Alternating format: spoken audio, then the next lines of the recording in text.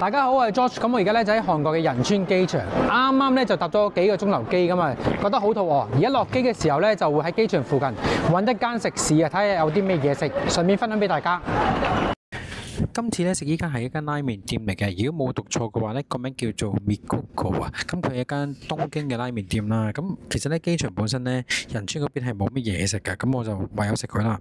價錢方面咧係大概16,000 won 度啦，咁約莫係70蚊至80蚊港紙。菜單裏邊咧冇咩揀嘅，咁淨係得啲拉麵同埋豬扒飯嘅。我咧就食咗兩個拉麵嘅，咁啊拉麵裏邊咧咁有一個就包埋個有肉嘅飯啦，另一個咧就包埋一個炸雞。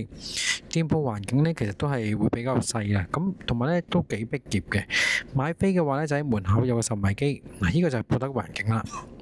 咁啊亦都會有嘢飲可以賣嘅，不過都係啲罐裝可樂啊嗰啲啦。咁另外咧嗰啲豬扒飯我見到都好似幾好味咁樣，咁啊不過今次冇買嘅。呢個就係現場嘅環境。佢嘅拉麵咧其實個質地咧其實同日本都係幾似嘅，我覺得係即係其實都算係好味啦。不過呢個份量就好似會比較細啲啦。咁咧如果咧去到機場嘅話咧，大家冇嘢食嘅話咧，都即係唯一嘅選擇嚟嘅可以話。